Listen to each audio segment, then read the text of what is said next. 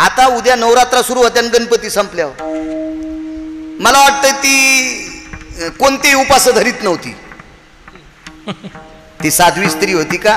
ती लवंगाव मंगळवार धरीत नव्हती, खारकाव बुधवार धरीत नव्हती, अशी काही तुमच्यावानी ते भंगारी उपास धरीत नव्हती ती. तुमचे चेहरे पाहिल्या पाहिल्या कळते किती मरतुकड्यात किती उपास धरतात तुम्ही. कोण सांगितले तुम्हाला उपास धरायचे?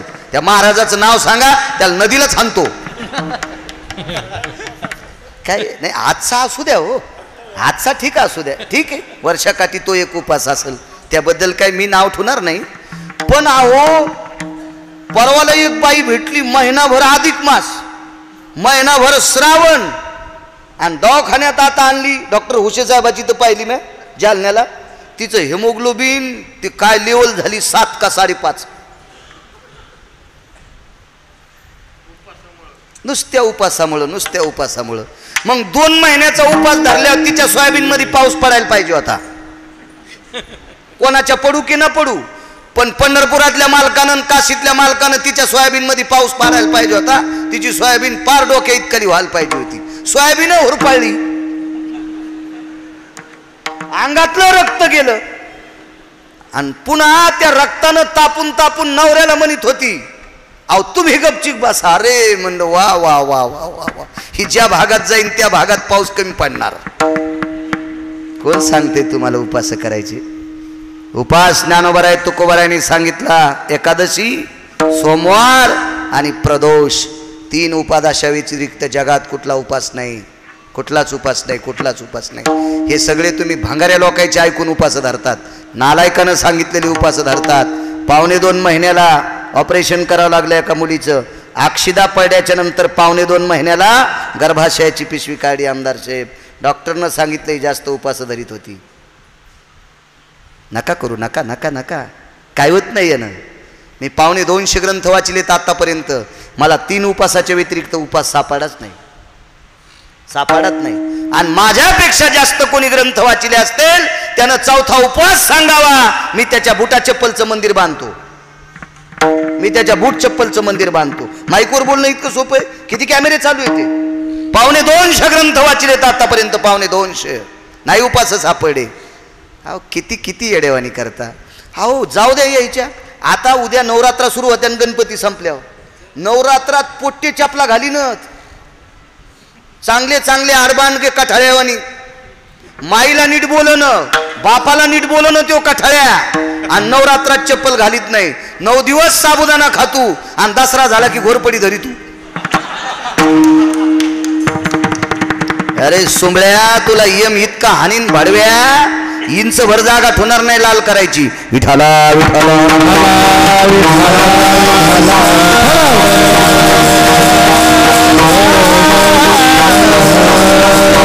एक उपास धरीत नव्हती, एक उपास नाही.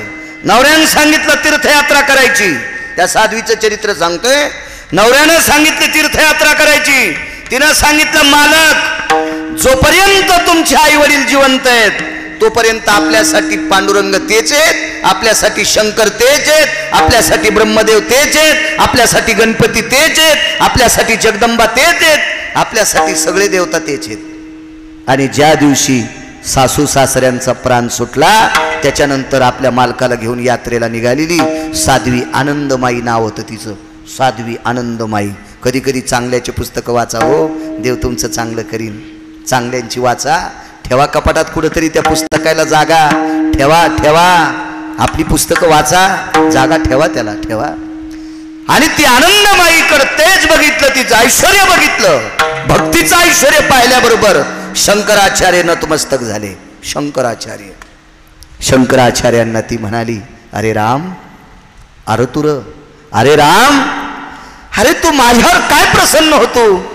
माझ्यापेक्षा फार मोठी बुद्धिवान, माझ्यापेक्षा फार मोठं भक्तीचं शिखर गाठलेली अजून एक साध्वी स्त्री आहे, तिच्या भेटी करता जाय. शरीराची होय माती सांगतोय, उदाहरण क्रमांक 3 सांगायलो, 2 झाले, 3रं सांगतोय. आणि शंकराचार्य आमदार साहेब दिल्लीला आले. दिल्लीहून 120 मैल अंतरावर एक शहर आहे, त्या शहराचं नाव आहे आग्रा. आवाज कडक, आग्रा नाव, आग्रा त्या शहराचं नाव. आणि आग्र्यामध्ये शंकराचार्य आले. आग्र्यामध्ये ज्या वेळेला शंकराचार्यांचं पदार्पण झालं त्यावेळेला ते खाली गावात आल्याबरोबर चौकात एक भिकारी दिसला.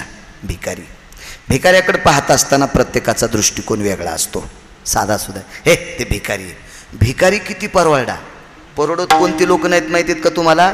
भिकार चोट. केदारराव, भिकारी कोणालाही परवडतो, फक्त भिकार चोट लोक परवडत नाहीत.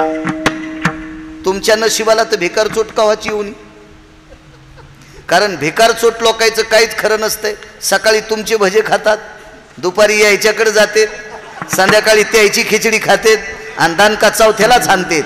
हे भिकार चोट लोक असतात. हे फक्त तुम्ही म्हणत नसतात. आम्हाला याच्याशी काही गरज नाही ना.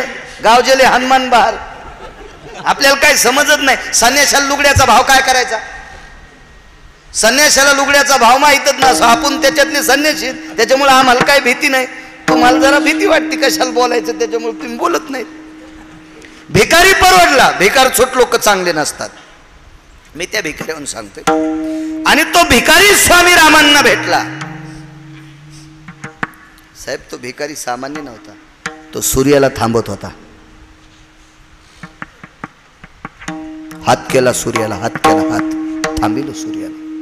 इतकी भिकाऱ्याची ताकद होती. त्या डाव्या हातात काठी होती, उजवा हात असा केलेला होता. भिक्षा मागू लागला. स्वामी रामांना नाही, तो रोज एका घरी भिक्षा मागत होता, एका पवित्र स्त्रीच्या घरी.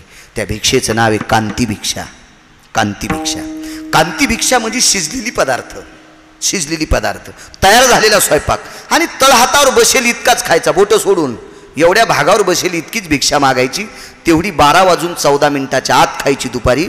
आणि दुसऱ्या दिवशी पुन्हा 12:14 तेवढी भिक्षा खायची. म्हणजे माणसाला जगण्यासाठी 9 तोळे अन्न लागते. माणसाला जगण्यासाठी 9 तोळे अन्न लागते. जास्त जे माणसं खातेत का, हे आगाव कुदमे करण्यासाठी खातेत. विठाला विठाला.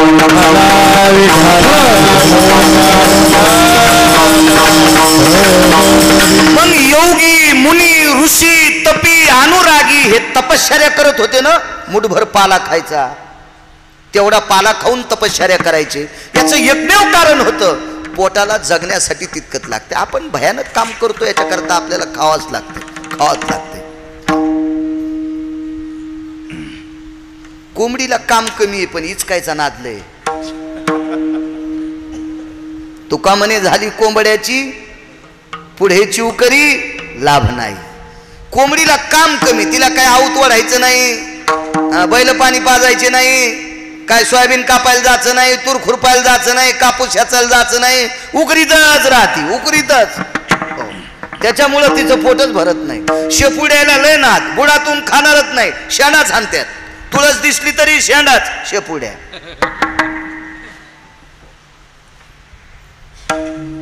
त्याच्यामुळं ते सारख्या तसं आपलं जीवन झालंय, शेपुड्यासारखं, कोंबड्यासारखं. असो. त्या भिकाऱ्याला विचारलं, महात्माजी इथे एक साध्वी कुठं राहते? त्या भिकाऱ्याने शंकराचार्यांना सांगितलं, जिथं सूर्य क्षीण झालाय तिथं साध्वी राहते. 27 दिवस पाऊस नव्हता आग्र्यामध्ये. 52-53 गोष्ट सांगतोय. त्यावेळेला माझा जन्म नव्हता. माझा ते जन्म 83चा, पण मी 52-53 सांगतोय. 27 दिवस आग्र्यात पाऊस नाही. आणि एकाच जाग्यावर फक्त ऊन नाही, बाकी चौकडा आग्रा उन्हानं तापलाय. जिथं सूर्य क्षीण झालाय तिथं साध्वी. हे पत्ता सांगायची ताकद ज्या भिकाऱ्यात होती. भिकारी किती पावरबाज असेल कल्पना करा. स्वामी रामांनी त्याला प्रणाम केला आणि पुढे निघाले. तर स्वामी रामांच्या सोबत 2 शिष्य होते. त्यांनी रामांना विचारलं, मालकांना विचारलं, गुरुदेव हा भिकारी याला प्रणाम कस काय केला? तर स्वामी रामांचं एक वाक्य ऐका, ते तुमच्या कामाचं आहे. इथं बसलेले तुमच्या सगळ्याच्या कामाचे राजकारणी लोकांचं. ज्याला मोठं व्हायचं असेल त्यानं बारक्यांना लहान म्हणायचं नाही.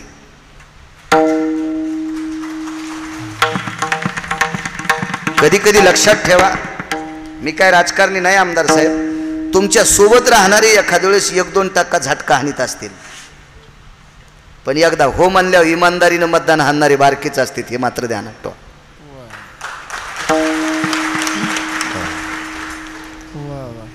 कारण ज्याला मोठं व्हायचंय का त्यानं बारक्या लोकांना लहान म्हणायचं नाही. एक पुरावा सांगतो, मी नेहमी सांगत असतो कीर्तनात. शहाणा आचार्य होतं, एक नालायक आचार्य होतं, बुजदिल मूर्ख आचार्य होतं, मूर्ख आचार्य. आणि आता ते गॅस वगैरे सगळ्या पद्धती आहेत, त्यावेळेला चुलांगणावर स्वयंपाक करायचे. आणि मोठा कार्यक्रम, आणि त्या कार्यक्रमात त्या आचार्याला बोलवलं. त्यानं सांगितलं बारकी लाकडं आणायचीच नाही, सगळी लाकडं मोठ्यालीच आणली. सकाळपासून चुलांगण पेटीत होतं, 4 वाजले तरी चुलांगणच पेटणं. माझ्यासारखा येळपट बाळू सारखा बाळू गेला, आणि त्याला म्हणलं अहो आता उद्या पाहुणे येणार आहेत, बुंदी तळायची, नुकती तळायची, चक्की करायची, चिवडा करायचा आहे, शेव तळायची, बऱ्यापैकी गोष्टी करायच्या. चुलांगण कधी पेटवायलो ना. ते मला धोत्रावर म्हणल्यावर त्याला वाटलं येडपटच आहे का नाही. धोत्राव लोक साधं मला कंडक्टर तिकीट देत नव्हतं, म्हणजे चिल्लर.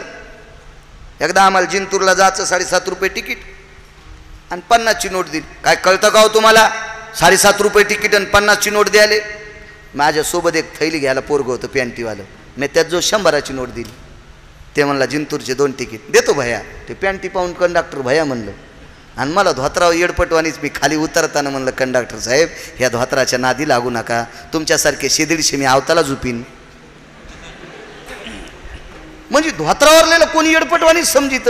कल्पना करा, धोत्रावाल्यांनी जमिनी ठेवल्यात म्हणून पॅन्टीवाले नीट खालेत, हे ध्यानात ठेवा.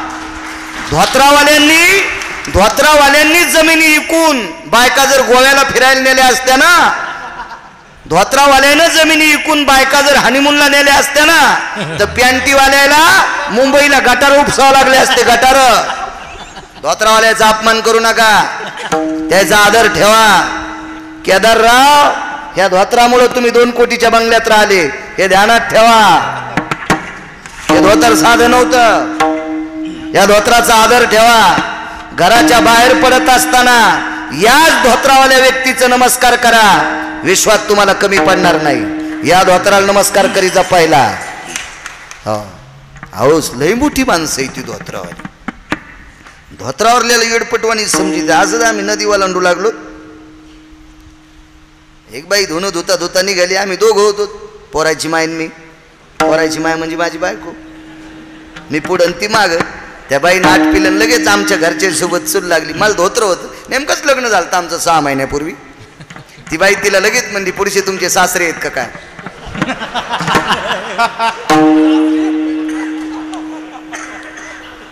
असं म्हणली ती बाई. घरी आल्या आमच्या घरचे म्हणले बाई तुम्ही का नाही कीर्तनात काही घाली जा, पण घरी आल्यावर पॅन्टच घाली जा. अरे म्हणलं कुठं नादी लागावीच्या आता, हे अवघड काम झालं म्हणलं. सासूचं दुखायलं आणि डॉक्टर जावाई, अवघड काम झालं म्हणलं आता. पण औषध होतं माझ्याकडं, चांगलं औषध असल्यावर गुण येत असतो. मी मंठ्याच्या बाजारातून 2 पॅन्टी विकत घेतल्या. त्या पॅन्टीला मापाची गरज नाही, नाईट पॅन्ट. कोणाची घाला आणि कोणीही उपसान कोणी घाला, काय नाही, भेत नाही फेत नाही काय नाही. तिचं नावच संध्याकाळ पॅन्ट. नाईट म्हणजे संध्याकाळच ना ती पॅन्ट. आणि 2 कोयते आणले पुन्हा. तुळशीपाशी पॅन्टी टेकले आणि कोयते टेकले. दोन्हीची पूजा केली. मंत्र तर मला येतच होते. 27 वर्षापूर्वी डाटा झालेत मंत्र, ते डिलीट होत नाहीत. मोबाईल भारी आहे ना, तुमच्या मोबाईलचे बटणं दाबल्यावर जाऊन ते लोकायला जाते, याच्यातलं नाही जात. मंत्र गिंत्र सगळे म्हणले. तुळशीची मंजूळ ठेवली, अक्षदा ठेवल्या, गंधा अक्षदा फुलं वाहिले. आमच्या घरचे म्हणले याच्यात काय. म्हणलं 2 पॅन्टी 2 रंगाच्या. बाई कितीच खास आणल्यात. म्हणलं हो मग आता चांगल्याच घालावं लागतील ना. ठेव म्हणलं घरात नेऊन. पॅन्टी तिने घरात नेऊन ठेवल्या. मी लगेच कोयते घेतले आणि कोयत्याला नमस्कार केला. ती म्हणली ही कोयते कशाला आणले हो. मी म्हणलं लक्षात ठेव, धोत्र घालत होतं म्हणून लोक कीर्तनाला बोलीत होते. पॅन्टी घातल्यावर लोक कीर्तनाला बोलिणार नाहीत, त्याच्यामुळे आपल्याला ऊस तोडायला जावं लागतंय. 14 वर्ष झाले पुन्हा पॅन्टीचं नावच नाही काढलं तिने. म्हणलीत नाही पॅन्ट घाला काय नाही. हे असं आमच्या घरी झालं नाही. तुम्हाला राग येईन म्हणून आमच्यावर घेतलं. हे सगळं तुमचं सांगायला लागलो. विठाला विठाला विठाला.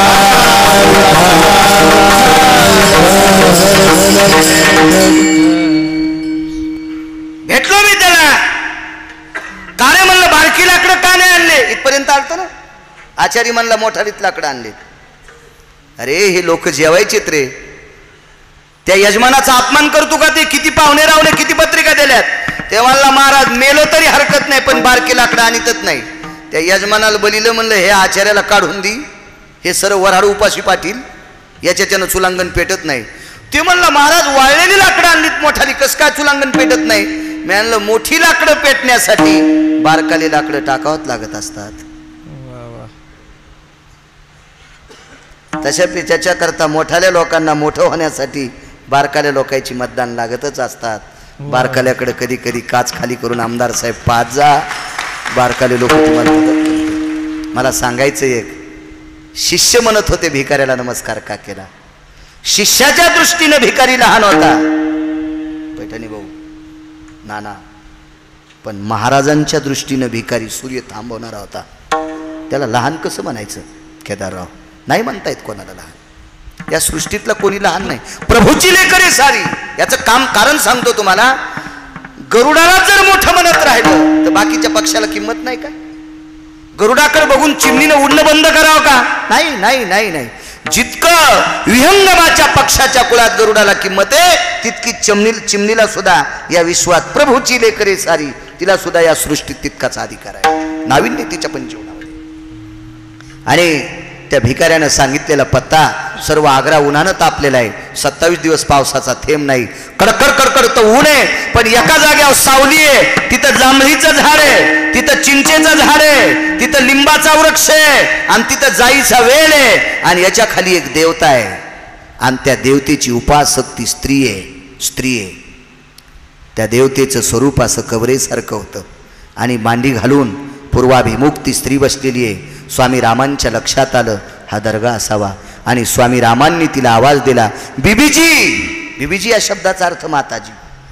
माताजी बीबीजी. स्वामी राम म्हणले. शंकराचार्य होते राम. 2 वर्ष 1949 ते 51. बीबीजी म्हणल्याबरोबर त्या बाईनं मागं न पाहता, ती अत्यंत सिद्ध स्त्री होती, सदाचारी स्त्री होती, त्रिकालज्ञानी होती. तिनं मागे न पाहता आवाज दिला, बोलिये श्रीराम. हिंदी भाषेत होती. बोलिये श्रीराम. तर स्वामी रामांच्या लक्षात आलं, अनभिज्ञ स्त्री आहे, माझ्या ओळखीची नाही, हिचा माझा काही संबंध नाही, पण माझ्याकडं न पाहता मी बीबीजी म्हणल्याबरोबर मला राम म्हणते. त्या बाई अधिकारी आहे. आणि दुसरा अधिकार लक्षात आला, हिच्या डोक्यावर सूर्य सावली धरतो, हा एक अधिकार. अजूनही 5 अधिकार होते, पण पुन्हा कधी योग आला तर सांगेल. बस झाले 2, एवढेच लक्षात ठेवा. तिच्या डोक्यावर सूर्य सावली धरत होता 1, आणि तिनं मागे न पाहता नाव घेतलं 2. पण स्वामी रामांनी विचार केला, मी पाया पडणार नाही, कारण हे सनातन धर्माचे होते, वैष्णव संप्रदायाचे होते, भागवत संप्रदायाचे होते, आणि ती दर्ग्याची उपासक होती. पडणार नाही पाय. जुनी माणसं, अधिकारी माणसं, विद्वान माणसं तपासल्याशिवाय कोणाला मानित नाहीत. तुम्हाला एक सांगू का? देवाच्या पाया पडावं, पण कोण्या देवाच्या? भांगाऱ्या. जे देव आपल्या पोटासाठी भीक मागतात त्याच्या पाया पडत असतात. शेंदरी हेंदरी दैवते कोण पूजी भूते केते. आपल्या पोटा करताची भीक मागायलेत, अशा भीक माग ह्या देवाच्या पाया पडल्या. तुमचं काय बरं होणार आहे? देव ते पहा जे ज्ञानोबराय तुकोबरायांनी आरक्षित केले ते देव पहा. कोणते देव? काही देवायला ढवळे लिंब आवडते, काही देवायला ढवळे लिंब. मग ढवळे लिंब खाणारी देवी तुमचं काय धड करीन? हा नाही म्हणले ती संडास, उलटी संडास होती ना पहिली, उलटी संडास लागू नये म्हणून ढवळे लिंब नेत होते. किती नालायकपण आहे. मी नेहमी सांगत असतो, बोकड्यासारखा हलकट प्राणी जगात कुठंच नाही. बोकड्यासारखा हलकट प्राणी जगात कुठंच नाही. मुद्दा ऐका, आपण शेतकरी आहेत. बोकड्या सकाळी जन्माला आला, त्याची बहीण सकाळी जन्माला आली. आजचा दिवस पाहिला, आजची रात्र पाहिली, उद्याचा दिवस पाहिला, उद्याची रात्र पाहिली, परवाच्या दिवशी सकाळचा सूर्य पाहिला की बोकड्याला बहिणीतलं अंतर कळत नाही. शेतकरी आहेत तुम्ही, लक्षात घ्या. 3ऱ्या दिवशी सकाळी बोकडाला त्याच्या बहिणीतलं अंतर कळत नाही. ज्या प्राण्याला त्याच्या बहिणीतलं अंतर कळत नाही, तो प्राणी ज्या देवाला आवडतो तो देव किती नालायक असेल कल्पना करा.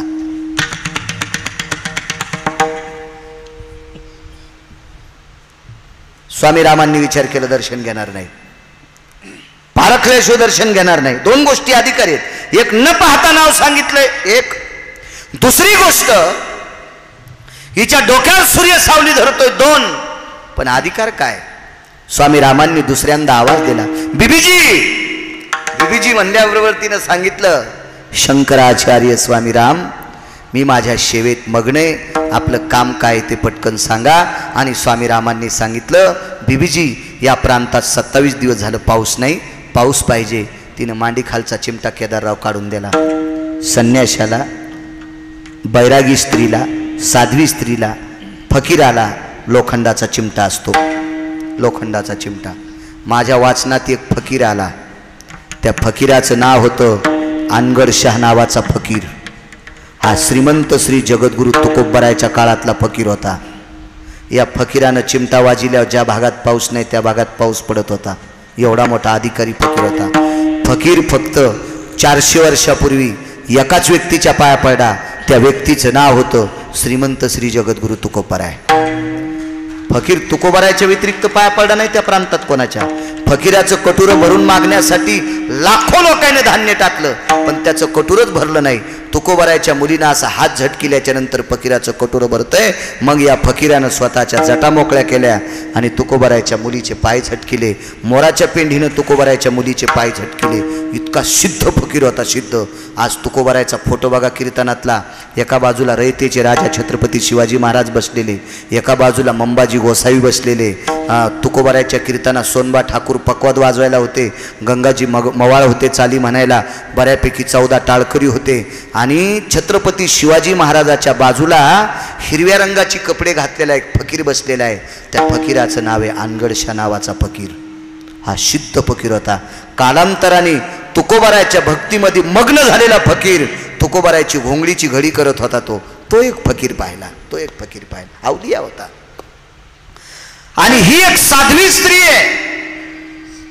स्वामी रामांनी तिला सांगितलं, बीबीजी पाऊस पाहिजे. तिनं मांडी खालचा चिमटा देऊन टाकला आणि तिनं सांगितलं, स्वामी राम, ज्या देशाला, हिंदीत बोलत होती, मी मराठीत बोलतो, कशाला हिंदी इचकू. ज्या दिशेला पाऊस पाहिजे त्या दिशेला तुम्ही पाऊस पाडा. आमदार साहेब, तो चिमटा जर माझ्या हातात पडला असता ना तर मी पहिला आमच्या शेतात वाजिला असता. आमच्यावर घेतल्यावर तुमची खसखस पिकली. तुम्ही लय तुकाराम महाराजाचे चुलते आहेत का? तुम्ही कुठे वाजिला असता सांगा बरं? आधी घरच्या शेतात, मग जावायच्या शेतात, मग मित्राच्या शेतात, मग जवळच्या पाहुण्याच्या, आणि मग म्हणले असते आता तुमचं चलू द्या. सारखे तुम्ही तसे आम्ही. स्वामी रामांकडे तो चिमटा आला.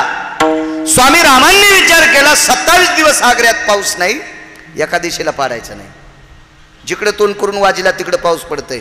स्वामी रामांनी यानी तानींच कर्मकांडात एक श्लोक आला, गोल फिरायचा अंगाच्या भोवताल, आणि चिमटा वाजित वाजित असं गोल फिरले, चारी दिशेला पाऊस पडला. तास दीड तास आग्रा तृप्त झाला. आग्रा तृप्त झाला आणि 1.5 तास पाऊस पडल्याच्या नंतर पूर्वेकडे तोंड असलेली साध्वी बाई स्वामी रामांकडे तोंड करते आणि जमिनीला कपाळ लावून दर्शन घेते. आणि स्वामी रामांनी तिच्या चिमट्याचं दर्शन घेतलं. कारण अधिकार ऐका, ह्या बाईनं सिद्ध केलेला चिमटा कोण्या आयऱ्या गायऱ्याच्या हातात गेला तरी पाऊस पडत नव्हता. त्याला माणूसच तसा शुद्ध लागत होता. म्हणजे हिनं केलेला चिमटा सिद्ध. स्वामी रामांनी वाजल्यावर पाऊस पडतो, त्या अर्थी तिच्या परीक्षेत राम पास आहेत. आणि हिनं सिद्ध केलेला चिमटा स्वामी रामांच्या हातात आल्यावर पाऊस पडतो, म्हणजे हा चिमटा किती सिद्ध आहे याचा अर्थ ती बाई किती अधिकारी आहे. म्हणून स्वामी रामांनी नमस्कार केला. दृष्टांत संपला. स्वामी रामांचा तो अधिकार, त्या सिद्ध स्त्रीचा तो अधिकार, सूर्य थांबवायचा त्या भिकाऱ्याचा तो अधिकार. पण लक्षात घ्या सज्जनांनो, ही 52-53ची गोष्ट आहे. 52-53ची गोष्ट. त्यावेळेला ह्या 3 लोकांचं वय काय असेल. पण आज तो आग्र्यातला भिकारी जिवंत नाही, नैनितालच्या अरण्यातले स्वामी राम जिवंत नाहीत, आणि त्या ठिकाणची दर्ग्याची उपासक ती साध्वी स्त्री नाही. या तिघांच्याही शरीराची माती झाली. म्हणून कापसेबुवा पहिल्याकडे आता भिनो वागविलाशिनी जे चातुर्यार्थ कला कामिनी ते श्री शारदा विश्वमोहिनी नमिली मिया नदी दिव्य गोदा तटीचा विलासी सदा प्रिय जो सज्जना वैष्णवासी जया वर्णिता प्रेमात्यंत चित्ता नमस्कार माझा श्री गुरु एकनाथा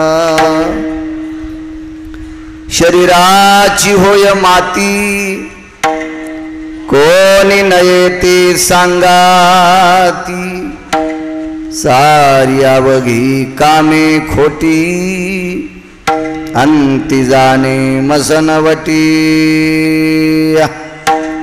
प्रस्तुत प्राप्त प्रसंग निवडलेला अभंग विश्वमान्य विश्वभूषण विश्वाधिकार विश्वप्रिय देवमान्य शास्त्रमान्य अष्टादश संतांपैकी एक विटेवरच्या मालकाचे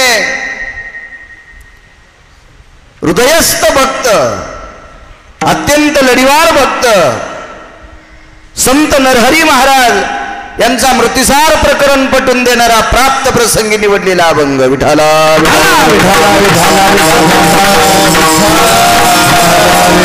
प्राप्त प्रसंगी निवडलेला अभंग नरहरी महाराजांचा आहे। विको कमी करा माझा। या अभंगाद्वारे मालक नमूद करतात की एक न एक दिवस शरीराची माती निश्चित ठरलेली आहे। भला तो किती मोठा असू द्या। हे ते बोलतंय कोण? केवढाही मोठा असू द्या, सज्जनांनो एक न एक दिवस त्याच्या शरीराची माती निश्चित ठरलेली आहे। सृष्टीचा नियम आहे सज्जनांनो, सांगतोय मी तुम्हाला पुढे। सारी अवघी कामे खोटी अंती जाणे मसनवटी। मानवी जीवनामधली दोन कामं सोडून दिली तर सगळी कामं खोटी ठरतात।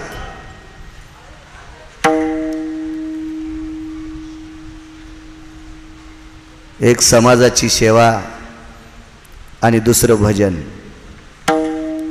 आपल्या जीवनात घडलेली सात्विक सेवा, मुख्य जीवांची सेवा, सर्वसामान्यांची सेवा आणि दुसरं कामे भजन, ह्या दोन गोष्टी सोडून दिल्या तर बाकी सगळं खोटं ठरतंय। 5 कोटीचा बंगला बांधला गिरगावकरानं, एरी सांगायलो मी। 5 कोटीचा बंगला बांधला गिरगावकरानं, तरी पण गिरगावकराचा मुलगा गिरगावकराला छताव जाळणार नाही। सारी आवगी कामे खोटी अंती जाणे मसनवटी। मसनवट्यामध्ये मात्र गिरगावकराला जावं लागेल। गोत घरे टाकून सारी शेवटी गावाचे बाहेरी। माणसं जिवंत असताना नाते गोत्यांचं मोठारपण सांगतात। माझे आमके पाहुणे एवढे श्रीमंत आहेत, त्यांच्याकडे 25 गाड्या बसायला येतात, हे कोणी सोबत येत नाहीत, कोणी नाही। या सगळ्याला सोडून अंती जाणे मसनवटी। काही काही माणसांना इतका नाद असतो पाहुण्या राहुण्यांच्या गप्पा सांगायचा।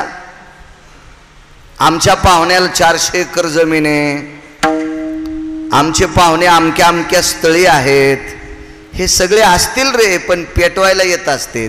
सोडविना राजा देशीचा चौधरी। माझ्या अष्टादश मालकांपैकी एका मालकाचा पुरावा आहे। सोडविना राजा देशीचा चौधरी आणि कसोयरी भली भली। राजा असेल तुझा पाहुणा, फार मोठा देशाचा चौधरी असेल, नाही सोडित तुला। स्वजनाने गणगोत उपाय नाही हो चालत। एकदा दक्षिणेच्या राजाचं पत्र आलं की विश्वातल्या कोण्याच व्यक्तीचा उपाय चालत नाही, नाही चालत।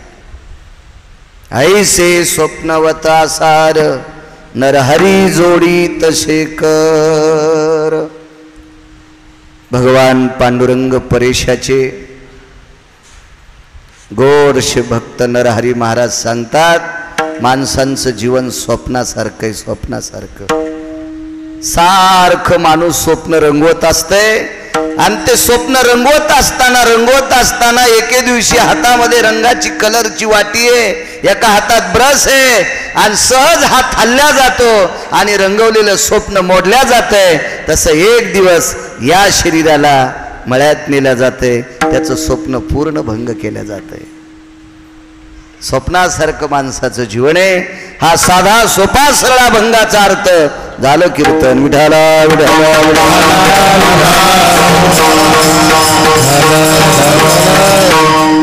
प्राप्त प्रसंगी निवडलेला अभंग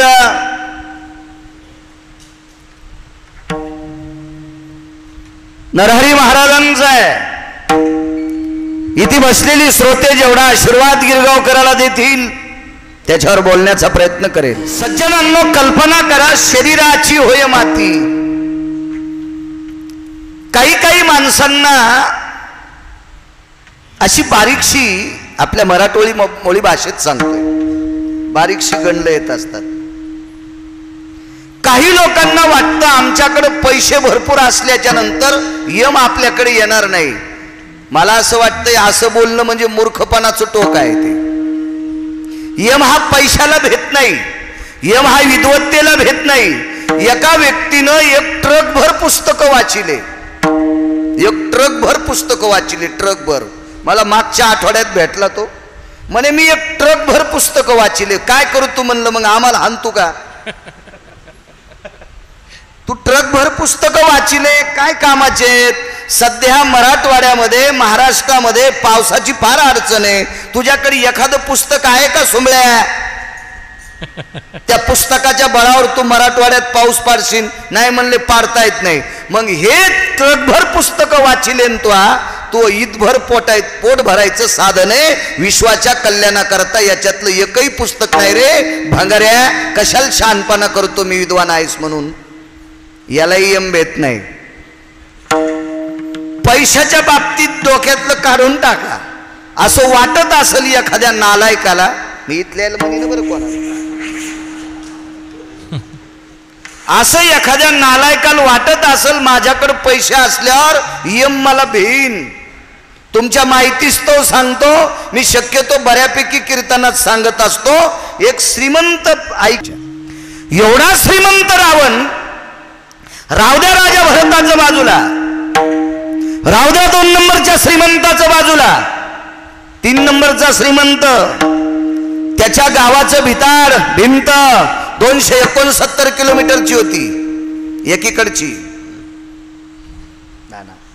एक भिंत 269 किलोमीटरची, उंची 11.5 फुटाची होती, रुंदी 4.5 फूट होती. 269 किलोमीटर लांबी, उंची 11.5 फूट, रुंदी 4.5 फूट, सगळी सोन्याची होती. त्याच्यातला 2 फुटाचा जर कोपरा काढला आणि तालुक्यातल्या बायकांना नेकलेस केला तर त्याच्या विरोधात फॉर्म भरायला कोण्या आमदाराची मायवेली? विठाला विठाला विठाला विठाला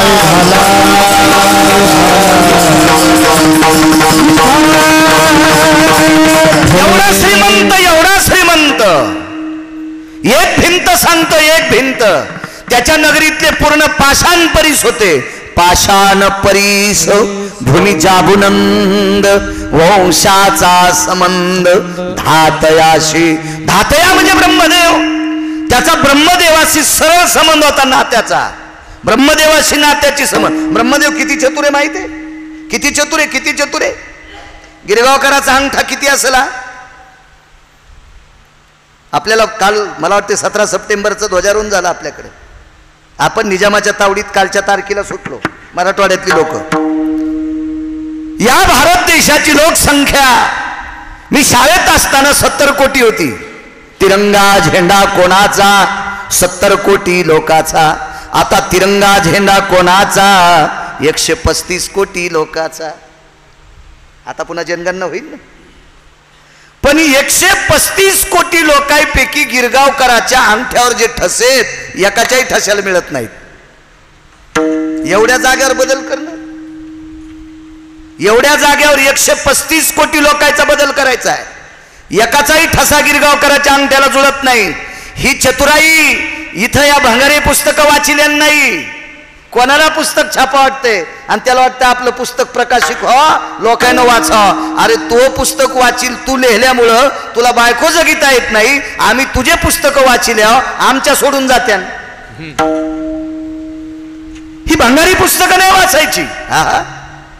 ह्याला विद्वत्ता म्हणत असतात का?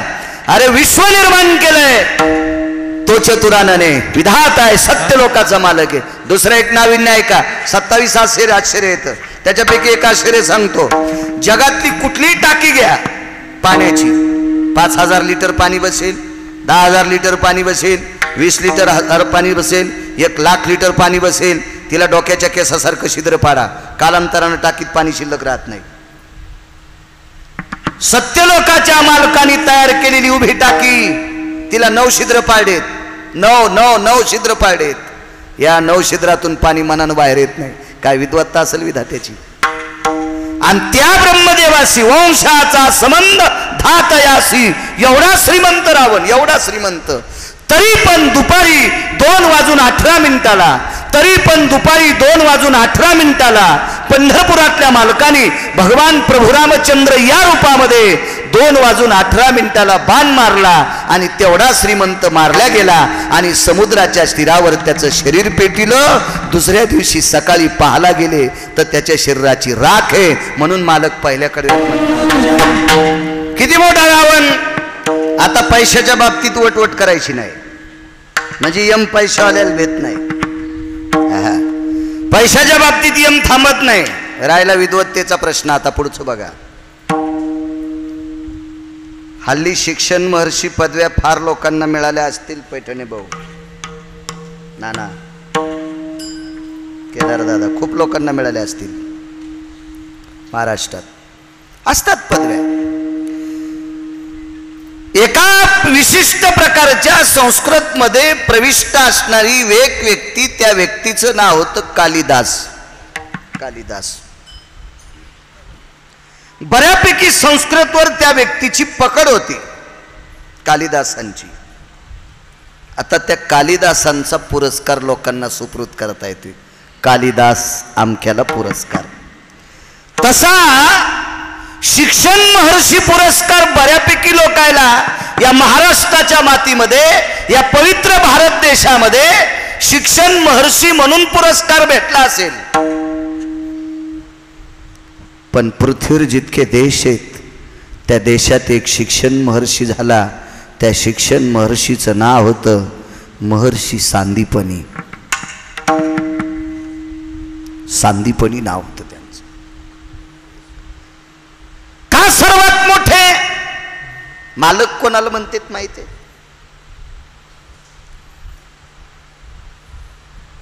बाबूराव मालक सोडून द्या. मालक कोणाला म्हणतात? वृक्षाचं पान ज्याच्या सत्तेशिवाय हालत नाही त्याला जगाचा मालक म्हणतात. राहिली अहंता मग पान झाडाचं ज्याच्या सत्तेशिवाय हालत नाही त्याला जगाचा मालक म्हणतात. आपण किती लोकांनी यांना दिल्यावर पाऊस पडत?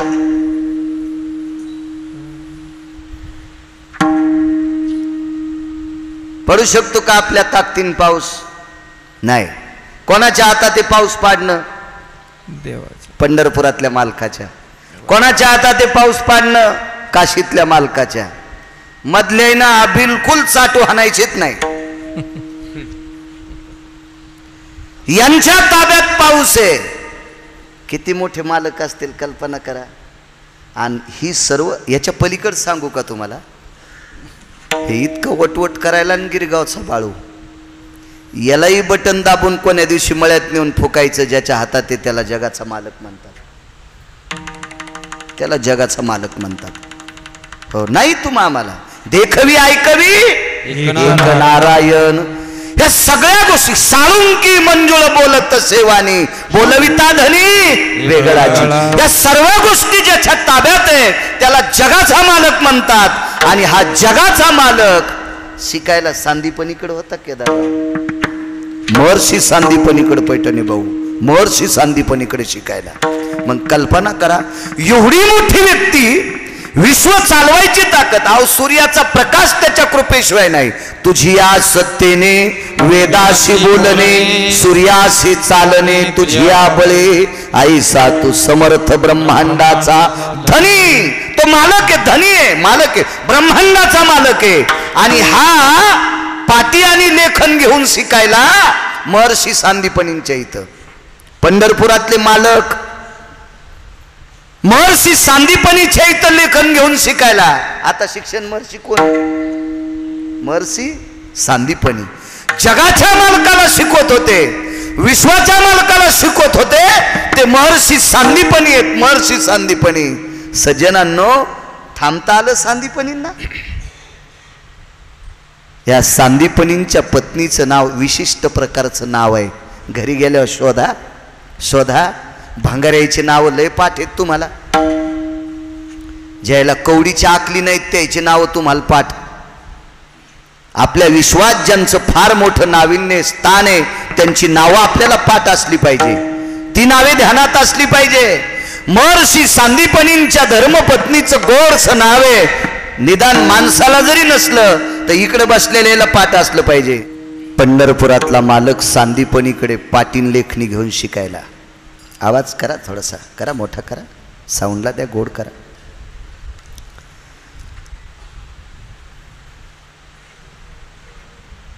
किती जरी मोठा व्यक्ती असेल, घर सोडून जर शिकायचं असेल तर कुठलं खावं लागतं आमदार साहेब? मेसचं.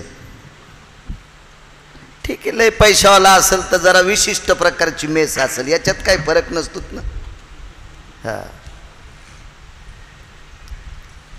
विश्व ज्याच्या ताब्यात आहे त्याला फार दिवस शिकत असताना भाकरी घातल्या. ती बाई महर्षी सांदीपनींची पत्नी होती. महर्षी सांदीपनींची पत्नी होती. जगातला एक नंबरचा शिक्षण महर्षी, त्याच्यासारखा कोणी झाला नाही. पंढरपुरातला त्याच्याकडे शिकायला, त्याच्यापेक्षा दुसरा कोण असेल पुन्हा मोठा? पंढरपुरातला मालक पाटील लेखणी घेऊन शिकायला. एवढा मोठा महात्मा. त्या बाईच्या भाकरीचा उपकार एके दिवशी फेडला. ज्या बाईने आपल्याला भाकरी घातल्यात तिचा उपकार फेडला. समुद्रात पडून बुडून मृत पावलेलं पोरग एकदा वापस आणून दिलं. भाकरी खाऊ घातल्यास ना माय, तुझा उपकार नाही सरणार, एकदा पोरग वापस आणून देतो. मृत पुत्र जीवविला. दोन अवतारातल्या दोन गोष्टी आहेत. द्वापार युगातल्या अवतारात गुरूंचा पुत्र वापस आणला आणि 8व्या अवतारात जाता जाता भाऊ वापस आणला. दोन कामं तात्विक केले. म्हणून ताळंदीतले मालक या दोन अवताराला किंवा या दोन नावाला रामकृष्ण नामे ही दोन्ही साजिरी म्हणतात. या दोन अवतारात फार मोठं नाविन्य आहे, फार मोठं नाविन्य. तो मृत पुत्र जीवविला. पण सज्जनांनो, कालांतरानं याच्यातले तिघही गेले. पृथ्वीवर जितके देश आहे त्या सर्व देशातला एक नंबरचा शिक्षण महर्षी सांदीपनी गेले. त्यांच्या खांद्याला खांदा लावून प्रपंच करणारी त्यांची धर्मपत्नी ती सुद्धा गेली. जगाच्या मालकाने समुद्रात बुडालेला वापस आणलेला पुत्र तोही गेला, तोही गेला. एकदा मात्र महर्षी सांदीपनींच्या पत्नीनं देवाला चौकस बुद्धीने एकदा प्रश्न केला. कन्हैया, एक विचारू का रे? एक विचारू? काय आई साहेब? काय काय विचारा? विको नको, विको नको, फक्त कडक आवाज करा, बेस कमी करा, त्याचा कडक करा. एक विचारू? काय विचारता आई साहेब? अरे कन्हैया, मागच्या वेळेस तू आमच्याकडे शिकत असताना परत जात असताना गुरुदक्षिणेमध्ये मला माझा मृत पुत्र जिवंत करून दिलास. आता एकच माझी इच्छा आहे, एकच इच्छा आहे, उलट दुःख नकोय. 6 दुःख सांगितले, 6 दुःख. त्याच्यापैकी सर्वात मोठं दुःख काय असेल तर वडिलांच्या, आई वडिलांच्या अगोदर पुत्राने जाणे. सगळ्यात मोठं दुःख. त्या दुःखाला कुठल्याच पराड्यात ताराजूत मोजता येत नाही. विधात्याकडे पारडं नाही ते. आणि मशानभूमीमध्ये राखेला हात लावत असताना, अरे कडक करा, कडक, विको बंद, बेस पण कमी करा. राखेला हात लावत असताना त्या पवित्र मातेच्या तोंडातून एक वाक्य पडलं, कन्हैया, ए कन्हैया, अरे कन्हैया, दुःख वाटतंय रे, दुःख वाटतंय, याच्या हाताने आमचं सगळं व्हावा असा सृष्टीचा नियम आहे रे, पण आमच्या हातानं याची मुठमाती होते, हे दुःख नकोय रे, नकोय, मला उद्याला मार, मला उद्याला मार, पण आज मुलाला जिवंत कर. मशानभूमीमध्ये पंढरपुरातला मालक एका पवित्र स्त्रीचं दर्शन मसनवाट्यात पाया पडतो, मसनवाट्यात, आणि स्वतःच्या पितांबराने डोळे पुसले, माय आता मला जिवंत करता येत नाही, नाही करता येत. साखरेचा ऊस तयार करणारी, ऊसाची साखर तयार करणारी जगात कारखाने खूप आहेत. ऊसापासून साखर तयार करणारे जगात साखर कारखाने खूप आहेत. ऊसापासून गुळ तयार करणारे जगात युनिट खूप आहेत. पण गुळाचा ऊस तयार होत नाही आमदार साहेब, आणि साखरेचा पुन्हा ऊस तयार होत नाही. साखरेचा नो हे ऊस. आईसाहेबाला सांगितलं, माय एकदा फार प्रयत्नवाद केला आणि मग त्याला एकदा परत आणलंय, आता परत आणता येत नाही. दृष्टांत संपला. शिक्षण महर्षी जगातला एक नंबरचा, नुसत्या भारतातला नाही, पृथ्वी जितके देश सांदीपणी. त्यांच्या धर्मपत्नी जगाच्या मालकाला भाकरी खाऊ घालत होती. विश्वाच्या मालकाला खांदा लावून बागडणारा एक पुत्र. या तिघांनाही इहलोकातली यात्रा सोडावी लागली, तिघाच्याही शरीराची माती झाली. म्हणून शिंदे माऊली पहिल्या कडव्यात मालक म्हणतात. सांदीपणीच्या जवळ इतका मोठा कोणी असू शकतो आता देवापेक्षा. मग जगाचा बाप जवळ असताना जर सांदीपणींना जावं लागतंय, जगाचा बाप जवळ असताना जर त्यांच्या पत्नीला जावं लागतंय, पैठणे भाऊ, जगाचा बाप जवळ असताना त्यांच्या मुलाला जावं लागतंय. बाबूराव मालक गेले हे मान्य करावं लागेल, नाना मान्य करावं लागतंय. एक पुरावा सांगतो तुम्हाला. एक फार मोठी साध्वी स्त्री आहे. हा देश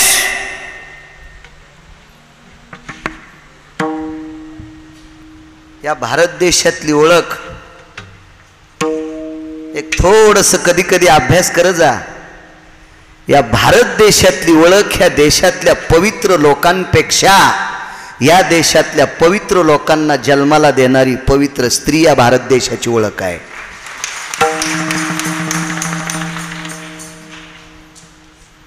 अहो, ज्या व्यक्तीच्या पुण्यस्मरणा करता तुम्ही थांबले ते स्वर्गीय बाबूरावजी मालक सुद्धा याच देशातल्या एका पवित्र स्त्रीच्या पोटात 9 महिने वाढले.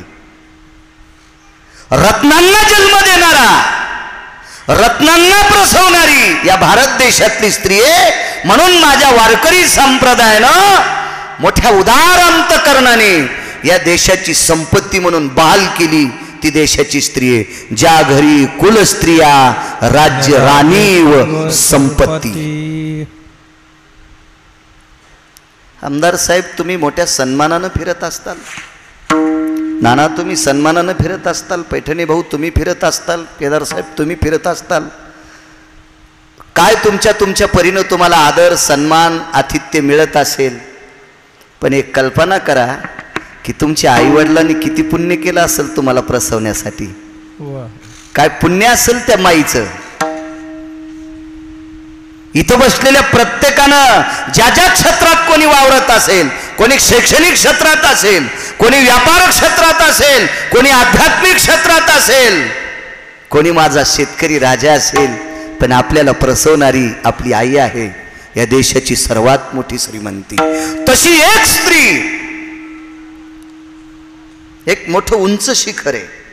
मला वाटते त्याला इंग्रजी भाषेमध्ये एव्हरेस्ट शिखर म्हणते, असं मला वाचनाचा नाद आहे. इंग्रजी कमी येते नाना, मला शिक्षण 7वी शिकलो ना, जास्त नाही शिकलो.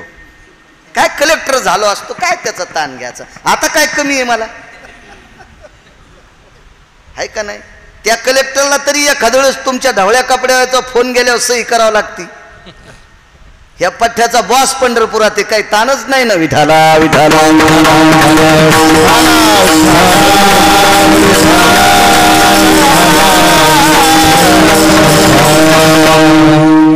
एव्हरेस्ट शिखर.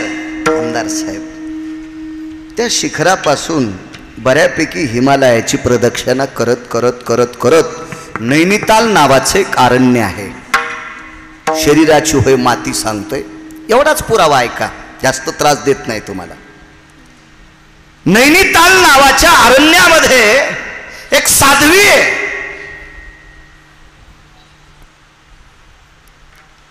काही लोकांचा भ्रम असेल, जिनं लग्न केलं नाही ती साध्वी होऊ शकते, असा काही काही लोकांचा भ्रम आहे. काही लोकांना वाटतं जे लग्न केलं नाही तोच संन्यासी होऊ शकतो, तोच ब्रह्मचारी होऊ शकतो.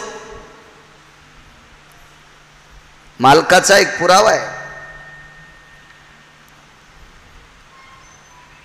विधीने सेवन का मागं पुढं म्हणतोय मी, विषय त्यागाते समान. विधीने सेवन विषय त्यागाते समान. हा माणूस विश्वावरलं कुठलंही पद जिंकू शकतो. ताकद आहे त्याच्यात, ताकद आहे. आपण संन्यासी का होऊ शकत नाही? स्वतःची पत्नी सोडून जगात जी बाई दिसल, वयानं मोठी असली की तिला माय म्हण, आणि वयानं लहान असेल तिला बहीण म्हण. तू एक संन्यासी नाही, लाखो संन्याशाची बरोबरी तो करू शकतोय, लाखो संन्याशाची. पंढरपुरातल्या मालकाला 16,108 बायका, 16,108 बायका. वाक्य देहूतल्या मालकांचे, गिरगावकराचं नाही, देहूतल्या मालकाचं वाक्य, देहूतल्या मालकांचं. भोग भोगोनी ब्रह्मचारी, देहूतल्या मालकांचं वाक्य. मग 16,108 स्त्रिया जर सोडून दिल्या तर जगातल्या प्रत्येक स्त्रीकडं पंढरपुरातला मालक वात्सल्या दृष्टीनं पाहत होता. म्हणून ब्रह्मचार्याच्या यादीत आहे, ब्रह्मचार्याच्या यादीत आहे. ज्येष्ठती माते समाना, कनिष्ठ भगिनीची आपणा. कनिष्ठ म्हणजे लहान, तिला बहीण माना. मोठी असेल तिला माय माना. जिच्याशी लग्न केलंय ती सोडून. अशी ज्याची वृत्ती आहे तो कोट्यावधी संन्याशाची ब्रह्मचार्याची बरोबरी करू शकतो. ही ताकद आहे शास्त्राची. अशी एक लग्न करणारी स्त्री साध्वी आहे. आमदार साहेब लग्न झालेले तिचं, सात्विक स्त्री आहे. नाव बऱ्यापैकी आहेत, पण त्या माऊलीला आनंदबाई नाव होतं, आनंदबाई नाव होतं. आणि ही सात्विक सदाचारी पुण्यशील स्त्री आपल्या पतीसोबत भ्रमण करत होती. पतीसोबत. एक जण म्हणला, महाराज नवऱ्यासोबत बायको असल्यावर साध्वीच्या यादीत कशी येईल? ऐका. 55 ते 60 वर्ष प्रपंच केला, हातावर पाणी घेतलं आणि संकल्प सोडला, आणि दोघं यात्रेला निघाले. लेकराच्या स्वाधीन कारभार केला, निघून गेले. नैनितालच्या अरण्यामध्ये एक दिव्य तेजस्वी संन्यासी भेटला. तेजस्वी संन्यासी. किती तेजस्वी सांगतो तुम्हाला. 1949 ते 51 2 वर्ष शंकराचार्यपद बसवलेला व्यक्ती. विठाला विठाला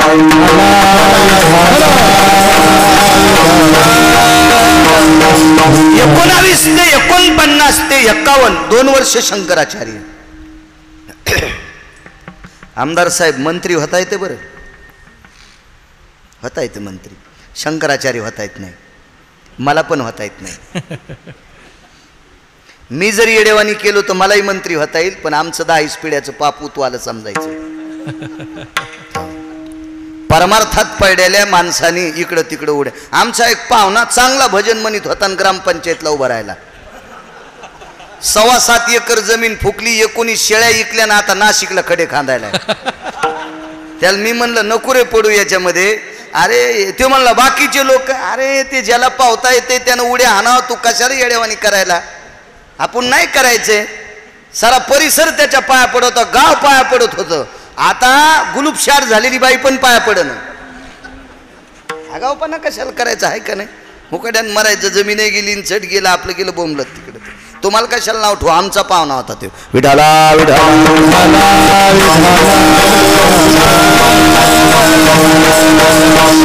मंत्री होता येईल. वाटोरकर शिंदे भाऊ शंकराचार्य होता येत नाही. त्या शंकराचार्य पदाचा आमदार साहेब राजीनामा दिला. साधं पद नाही ते, साधं पद नाही. किती मोठा श्रीमंत असल्यावर तुम्ही वागता ना त्याच्या पुढं? इथं बसलेले लोक वाकू शकता का? नाही. एक जरी बोलपाट असेल पक्वाद्याला तरी आमदार पाया पडणार. एक अभंग शिंदे माऊली पाठ असेल तरी वारकरीच्या पाय आमदार खासदार मंत्री पडणार.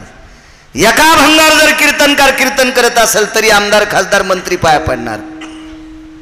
आपल्याला माणूस पाहत नाहीत. एरवी तरी पुशे कोण पावे देवासाठी मान. मग आपण पुन्हा इकडे तिकडे पोत्रे घेऊन भिताड सारवायचे नाही. विठाला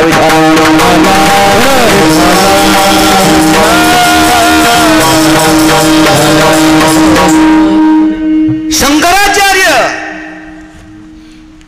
ज्याला देशातल्या प्रत्येक पदाधिकाऱ्याला प्रणाम करावा लागेल एवढं मोठं पद आहे शंकराचार्य. 4 पीठ आहेत भारतात, 4 पीठ. एका पीठाचे पीठाधीश शंकराचार्य. आणि त्या साध्वी स्त्रीला भेटले, तिला भेटले, त्या माऊलीला भेटल्याच्या नंतर तिचं तेज बघितलं त्या साध्वी स्त्रीचं. मला वाटतं ती कोणतेही उपास धरीत नव्हती. ती साध्वी स्त्री होती का? ती लवंगाव मंगळवार धरीत नव्हती, खारकाव बुधवार धरीत नव्हती, अशी काही तुमच्यावानी ते भंगारी उपास धरीत नव्हती ती. तुमचे चेहरे पाहिल्या पाहिल्या कळते किती मरतुकड्यात किती उपास धरतात तुम्ही. कोण सांगितले तुम्हाला उपास धरायचे? त्या महाराजाचं नाव सांगा, त्याला नदीलाच हाणतो. काय नाही, आजचा असू द्या हो, आजचा ठीक असू द्या, ठीक आहे, वर्षाकाठी तो एक उपास असेल, त्याबद्दल काही मी नाव ठेवणार नाही. पण अहो परवाला एक बाई भेटली, महिनाभर अधिक मास, महिनाभर श्रावण, आणि दवाखान्यात आता आणली. डॉक्टर हुशे साहेबाची तर पाहिली मी जालन्याला. तिचं हेमोग्लोबिन ती काय लेवल झाली, 7 का 5.5. नुसत्या उपासामुळं, नुसत्या उपासामुळं. मग 2 महिन्याचा उपास धरल्यावर तिच्या सोयाबीन मध्ये पाऊस पडायला पाहिजे होता. कोणाच्या पडू की न पडू, पण पंढरपुरातल्या मालकानं, काशीतल्या मालकानं तिच्या सोयाबीन मध्ये पाऊस पडायला पाहिजे होता. तिची सोयाबीन पार डोक्या इतकली व्हायला पाहिजे होती. सोयाबीन हुरपाळली, अंगातलं रक्त गेलं, आणि पुन्हा त्या रक्तानं तापून तापून नवऱ्याला म्हणत होती, अहो तुम्ही गपचिक बसा. अरे म्हणलं वा वा वा वा वा वा, ही ज्या भागात जाईन त्या भागात पाऊस कमी पडणार. कोण सांगते तुम्हाला उपास करायचे? उपास ज्ञानोबराय तुकोबरायांनी सांगितला. एकादशी, सोमवार आणि प्रदोष, 3 उपादाशा व्यतिरिक्त जगात कुठला उपास नाही, कुठलाच उपास नाही, कुठलाच उपास नाही. हे सगळे तुम्ही भांगाऱ्या लोकांचे ऐकून उपास धरतात, नालायकानं सांगितलेले उपास धरतात. 1.25 महिन्याला ऑपरेशन करावं लागलं एका मुलीचं.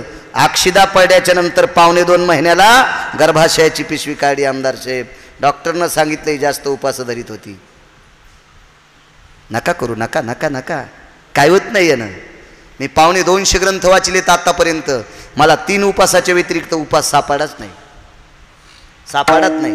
आणि माझ्यापेक्षा जास्त कोणी ग्रंथ वाचले असतील त्यानं 4था उपवास सांगावा. मी त्याच्या बुटा चप्पलचं मंदिर बांधतो, मी त्याच्या बूट चप्पलचं मंदिर बांधतो. माईकवर बोलणं इतकं सोपं आहे. किती कॅमेरे चालू येते? 250 ग्रंथ वाचलेत आतापर्यंत, 250 नाही उपास सापडे. अहो किती किती येडेवानी करता. अहो जाऊ द्या यायच्या. आता उद्या नवरात्र सुरू होत्या, गणपती संपल्यावर नवरात्रात पोट्टे चपला घालीनच, चांगले चांगले आडबांडगे कठाळ्यावानी. माईला नीट बोलणं, बापाला नीट बोलणं त्यो कठाळ्या, आणि नवरात्रात चप्पल घालीत नाही. 9 दिवस साबुदाणा खातू, आणि दसरा झाला की घोरपडी धरी तू.